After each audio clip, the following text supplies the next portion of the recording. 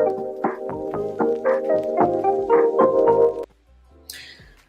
guys, welcome back to All Things Cinema podcast. And today, after a very long time, I finally got time to watch a Malayalam film.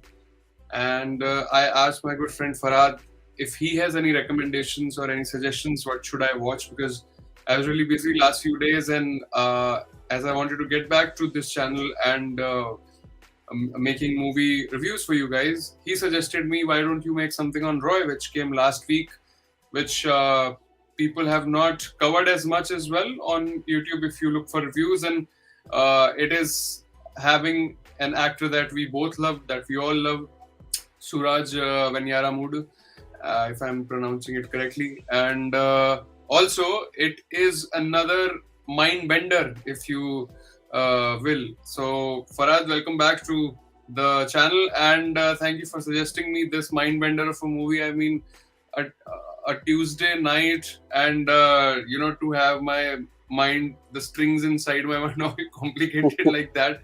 I just finished watching the movie, and I'm still trying to decode and simplify all the jumbled up stuff, just like his mind jumbles up reality and imagination. Yeah, so thanks, Keshav, for having me. And I think Roy is one film that, as you rightly said, nobody really has reviewed it much, and that is really surprising considering that it has a star like Suraj Venjaramoodu Yeah. and Suraj Venjaramoodu. I'm sorry, Suraj and Venyaramoodu. Venjaramoodu. J is silent. Okay. That's what I've been told by a Oh, okay. Malayalam friend of mine. Yeah, Okay, Suraj Venjaramoodu. Yeah. Venyara. Yes. Okay. So the film directly it came out on OTT on Friday, and I happened to watch it my usual schedule. The night when the film premieres out. I have a busy Thursday night, as you have a Tuesday night. I have a very busy Thursday night leading up into Friday. So I happened to watch it, and I mean that ending. It took me a while. Normally what happens is that I do immediately start writing reviews. I also write on my site popcorn reviews, so I immediately start writing because the thoughts in my head are fresh. But first it happened with Rorschach, and now it happened with Roy. These two films that are there, I just I needed some time to settle down and gather my thoughts before penning, so I can totally understand your situation. I think you just finished it minutes before the live stream. So it is a movie to absorb, and probably the second viewing might get a better point of view. And there's nothing like a right or wrong here. There are different theories that can be made for that ending, and yeah, it is a mind bender. It is. I mean, see, credit where due. The concept is very unique, right? To lead an investigation based on your dreams. I think that is something which I have not seen before, at least not in an Indian film. So that way, I appreciate the concept that they wanted to execute and make, and the whole idea behind it. But did you feel that the application or the execution was as good as the original idea? I feel the some of the parts of the screenplay, and I can completely understand where you're coming from, and I agree with you there that some of the parts of the screenplay are vague, and those are deliberately done. I feel they are deliberately done simply because they did not want to divulge too many details into the plot or the ending. They wanted the audience, the viewers, to formulate their own theories and come up with something very wacky. And I've come up with a couple on my channel as well. And those, when I look back, I feel they're quite wacky, but anything is possible, right? It can be possible. So yeah, so I agree with you, and I think that was whatever little reviews that I've read elsewhere or seen videos of. That was the criticism, but I somehow feel that was deliberately done. That was not done with an intention to keep it not an intention to keep it low. It was deliberately done, as per me. Yeah, I mean, see, in the beginning itself, in the opening sequence, they like sort of lay a foundation there and plant a seed inside the audience's head when somebody's following her, right, in the car. And from there on, you know that, you know, something fishy is going on, and Mm. who is that who is following her and everything. So from there on, your mind starts investigating on its own as well. Like, it's not just, you know, Roy who is investigating, but you also start getting indulged that way. But did you feel that, especially the first half, you know, they take a little too much of time to actually establish everything and establish his awkwardness in the society, you know, and the backstories and everything to come to the point? You know, I thought it took a little much than it's necessary, and that's why somewhere in the process I kind of lost the interest or the anticipation I had before I started the movie. Because when it's a psychological thriller, when an actor like Suraj is involved, I was actually having some expectations before the movie started. But then, as I went deeper into the first half, and by the time, you know, the first half sort of came to an end and we finally got to the point, it became a little saturated for me. Did you feel the same at any point, or you enjoyed the slow burner? I mean, I always enjoy a slow burner. Slow was Drishyam too. I mean, that was Yeah. completely a similar pace, you can say, of the first half. Having said that, I did have this one issue, although it didn't hamper my viewing Mhm. experience. But if you see in the initial few minutes, you are, in that song, you are told briefly about the couple, and the dynamics that the two of them share. Yeah. Now, after the disappearance at a later point in the first half itself, it goes into an extended flashback. Yeah. I personally thought that, you could have started with that flashback portion at the very beginning only. You did not need to make it disjointed like that. Although either way was fine for me, but I just felt that that was a little too. It did not really add anything to the screenplay. I mean, it could have easily started with that point A and gone to point B without any, roadblocks of a flashback or anything. Why I say that? Because the focus point was always on the investigation that was there. It was never really on, yeah, But I there think were clues. so, Yeah. so you said like it didn't add any value as such. I No, no, thought. no, no, no, no, no, no, no. Didn't I know? I think I should say it again. I didn't say did not add anything. There were clues in that flashback as Yeah. well. However, I felt that you could have started with that. I could have Okay. started with that. It did not need to be disjointed as such. I mean, why was it, non-linear, so to say, for lack of a better word? Why was it that? I think I had a problem with that. Something that, Rorschach did not have. That went from point A to point B pretty much briefly. There was a to and fro, but otherwise, Okay. it was pretty much from point A to point. Yeah. I It was mean, for very me, important, by the way. Flashback was yeah, very important. yeah. Yeah. I mean, I didn't have the problem with the placement because, see, if they had put it in the beginning itself, I think then you would have like stopped imagining or stopped applying your own mind that why is he the way he is, or why does he live alone, because you would have all those answers kind of in the beginning itself. But as the movie goes on, you kind of start thinking, right, that what's wrong with him. On the contrary, I felt the other way. When the audience aren't settled into the drama, if you start with that, then there is a possibility that the audience may overlook the detail of the college that is there and all, only to revisit it again. That college part came at a point where you were into the drama. I somehow had a little problem with that. It could have been even more complicated by being a little more simpler, is what I mean. If it would have started at the very beginning with that college flashback and everything, and then sunk into this thing, then the audience would have to revisit that. Where did this come from? One second, let me revisit right at the beginning if there's something. And that's when I think the beauty of the screenplay would have really, come out. So did you think that flashback sort of decelerated the film a bit? Yes and no. I think it was important. It was very important. I had one of my theories based on that flashback as well. I think we may discuss that, I don't know, on this podcast. But yeah, it was important. However, yes, it did de-accelerate. See, the thing was, again, coming to the point that, the tension was building in that drama. That flashback just momentarily took it away. Momentarily, I'm saying they got it back as well. So why not start with that and then, sink your teeth into the drama? I think that would have been an interesting call. Yeah, and it's not just that flashback. I think also like a few side characters also.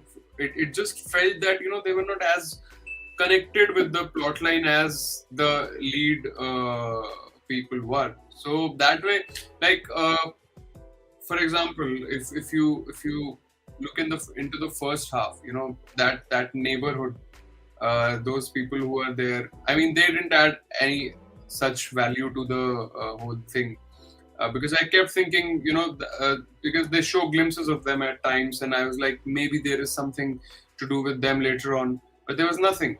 And even in the police station, that lady police didn't have much of a role to play. I mean, they could have easily done without her. So it's just these elements which sort of, as an audience, made me also disconnect a bit. But then, Suraj is such a wonderful actor that he kept pulling me back into the whole scenario, and I wanted to know that what's going to happen, why, and all those answers, although they were not still completely answered, all those questions by the end, because the climax again, I felt it was a little hastily done, and still I feel so many things are left unanswered. I just hope that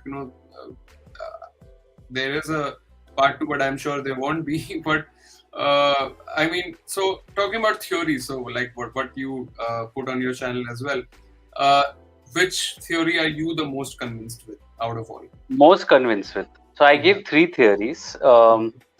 One theory was that who was the kidnapper, basically, who did kidnap the character of Sija, and so one theory was that it could have been the novelist. His son was an ex-MLA. That at the beginning, that TV flash says that, it just says that, and it's cut.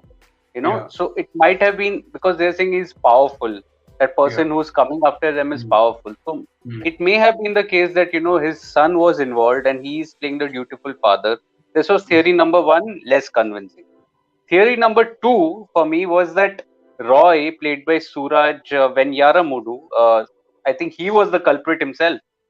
In fact, the dreams that he was having, it may not have been dreams. It could have been an alternate reality, which means he may have a split personality disorder. The fact that that little girl was coming to him and saying that, I'll tell you where my body is being buried, and that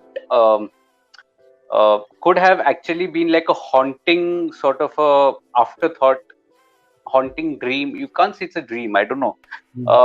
Another thing was that the flashback that we were talking about, we were told that Suraj was a librarian, and he was expelled or terminated from the college a year prior to the female lead joining college. Now it has no reference as to whether it's the same college that was near the forest.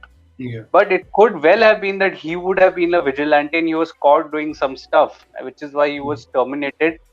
Which also brings me to theory 3. Now you say, why terminated and why not tried? Like a trial. So my theory 3 was a combination of 1 and 2. That his son was involved, novelist's son was involved, and he was hiring the character of Suraj and taking advantage of his lucid dreams. He could not differentiate between reality and his dreams. He was taking advantage of that. So the moment Suraj may have been caught, this guy may have used his influence to just terminate him and just sideline him a little.